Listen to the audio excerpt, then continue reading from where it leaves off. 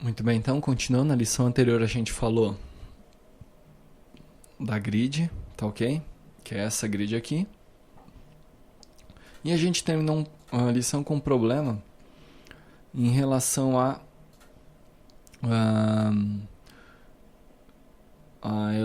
elaboração de um novo fluxo de caixa quando a gente havia selecionado algum consultado e voltado. Esse problema foi corrigido, tá ok?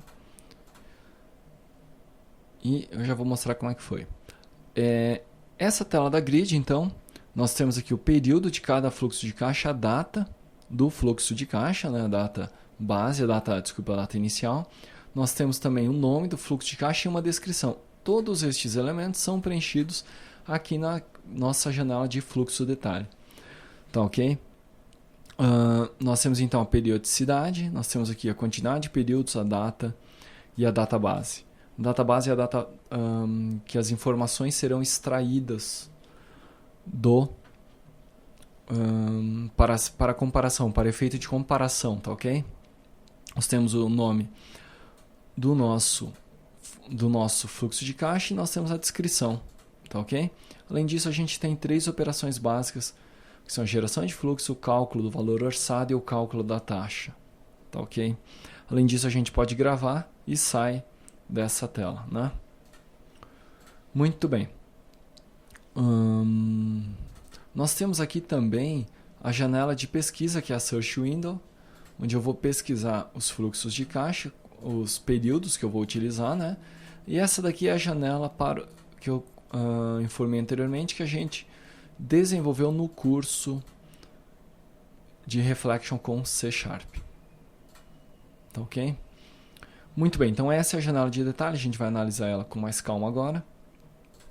Lembrando que a correção efetuada foi, na verdade, comentar esse código, né? Porque ele não é necessário, tá ok? Notificar a mudança da propriedade.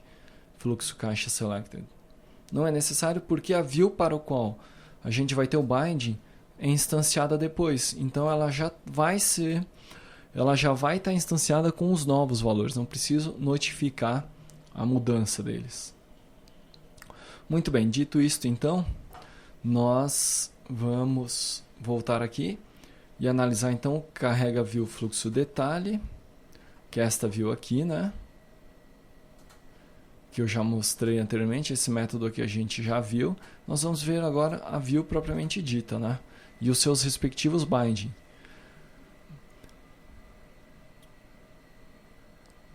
Vou fechar aqui, vamos fechar este aqui e este aqui.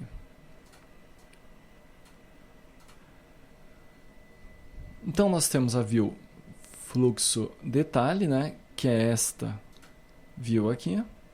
Todas elas, relembrando, têm o mesmo binding com a minha view model. Nós temos o primeiro campo, que é a periodicidade. Esse campo aqui é apenas de leitura, tá ok? Porque ele vai ser selecionado a partir deste botão, tá? Muito bem. Quando o usuário clicar nesse botão, né, ele vai chamar o método pesquisar período da nossa view model, que vai abrir a nossa search window, o nosso componente, passando alguns parâmetros, né? Isso aqui a gente já viu lá no curso de reflexão. O tipo do elemento que vai compor a grid da minha search window e também o serviço que vai, a fonte de dados, né? Quem que é o serviço que vai fornecer os dados? Muito bem. Além disso, nós vamos também fazer uma anotação aqui no nosso mapeamento do serviço, no nosso proxy, adicionando esse atributo, tá? Search window data source, informando qual é a data source, o tipo, e informando que é um período que a gente vai visualizar na janela, né? Que são estes períodos aqui, ó, diário, semanal e assim por diante. Mais detalhes sobre a implementação desse componente lá no curso de reflexão.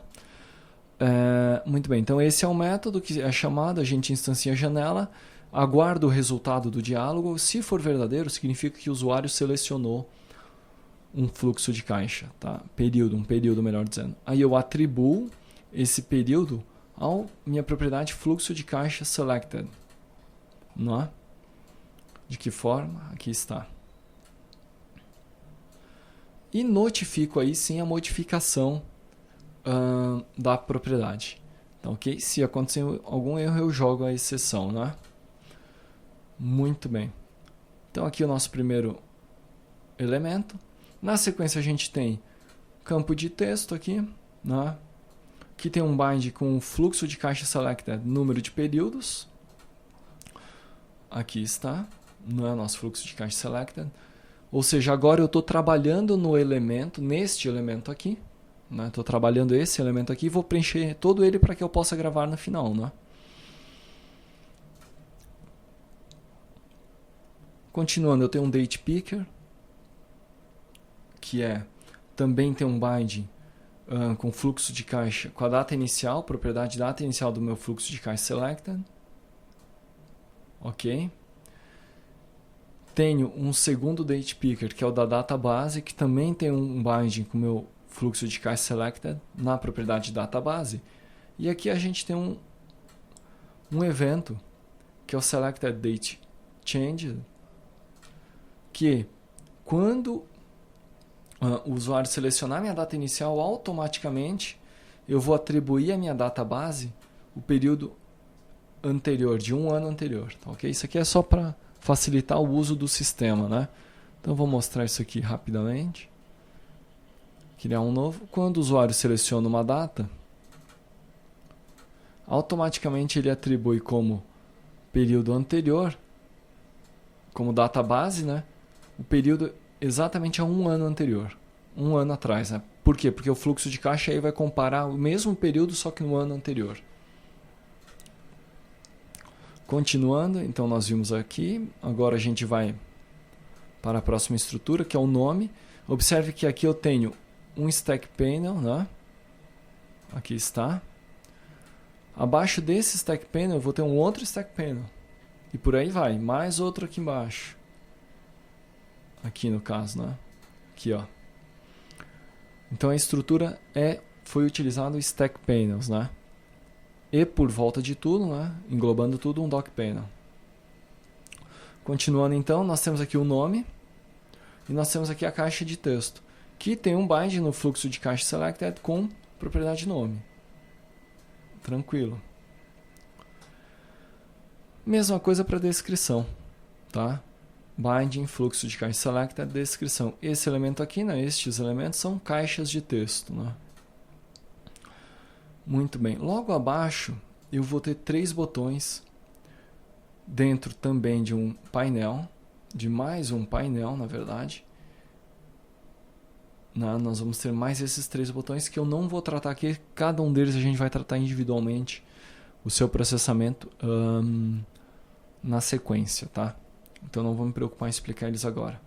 Porém, o primeiro botão vai gerar o fluxo de caixa, o segundo vai calcular o valor para orçar e o terceiro vai calcular a taxa. Na sequência eu tenho essa grid, tá? Essa grid aqui é a grid de detalhes do meu fluxo de caixa. Tá certo? Essa grid então, ela tem um binding com o fluxo de caixa que foi selecionado, especificamente com a propriedade lista fluxo de caixa detalhe. Tá ok? Lembrando que eu obtenho essa lista de fluxo de caixa detalhe no método carrega view fluxo detalhe, porque aqui ó, eu estou chamando o select fluxo de caixa completo, né? E se você lembra lá do momento que eu falei da implementação dos serviços, esse select fluxo de caixa completo ele vai na tabela fluxo de caixa, que é o cabeçalho, e busca também numa segunda operação os detalhes, né? Muito bem. Então aqui é dessa forma que é realizado o binding, né? Assim como no grid, no meu data grid da minha janela anterior, que eu mostrei anteriormente, nessa daqui eu também não gero as colunas automaticamente, né? eu gero elas manualmente. Cada coluna, então, é definida manualmente. A diferença básica que eu vou ter neste data grid aqui é que algumas colunas podem ser editadas, né? Observe que essa primeira não, mas algumas colunas, as do final, elas podem sofrer alteração no valor. Então elas não vão ser read-only, elas vão ser possíveis de ser editadas, né? Que é para o usuário informar valores. Tá ok? Ó, is read-only false. Já a coluna tipo, por exemplo, é apenas para leitura. Coluna orçado, coluna realizado,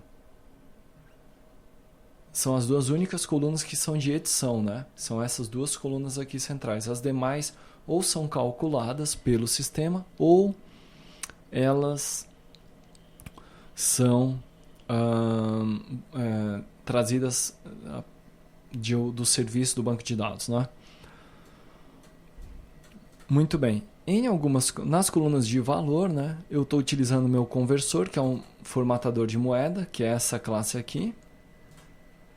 E esse recurso está declarado, quando utilizado, ele é declarado aqui em cima. Tá ok? Este elemento aqui, observe que eu estou em user control recursos, né? Declarei meu formatador de moeda, formatador em formato moeda, melhor dizendo. E esse recurso aqui eu utilizo para poder exportar, né? Que neste caso aqui eu nem disponibilizei a função de exportação da grid, mas se eu fosse utilizar a exportação de grid, já estaria aqui disponível este recurso para preencher os campos lá da nossa combo. Muito bem. Em relação à grid, a esta grid aqui, é isso, tá? É uma grid até relativamente, é uma view relativamente simples, né? Eu tenho os binds com os valores, em alguns casos eu tenho a formatação. Depois você dá uma olhada com calma nos elementos aqui da grid, mas o principal foi explicado, né? Então, lembrando que quando eu caio nessa view, eu vou trabalhar sempre em cima desta propriedade aqui, né? E aí, nós temos aqui um botão, sim, falta um botão de gravar, né?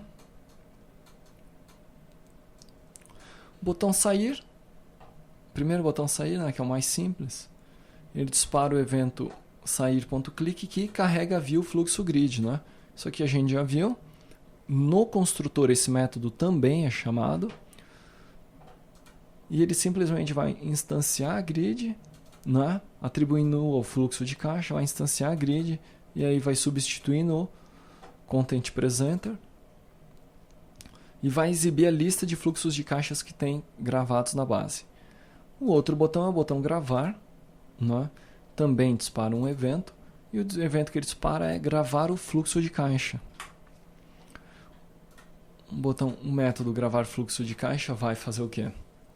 Vai instanciar o serviço e vai chamar instanciar o serviço vai chamar aquele método save fluxo de caixa que eu já mostrei anteriormente. Depois que salvou, ele vai retornar ou vai carregar novamente a view principal. Tá ok? Muito bem. Aqui eu poderia, por exemplo, colocar uma mensagem, né?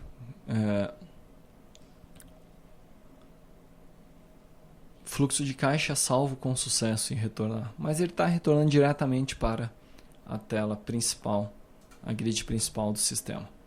Tá ok? Muito bem. Em relação a view fluxo de detalhe, era isso. Na sequência, nós vamos analisar as principais operações dessa view, né? Uma das principais a gente acabou de ver, que é o método para gravar o fluxo. Na sequência, a gente vai ver as demais operações para elaboração do fluxo de caixa propriamente dito. Ok? Era isso por enquanto. Na sequência, a gente continua.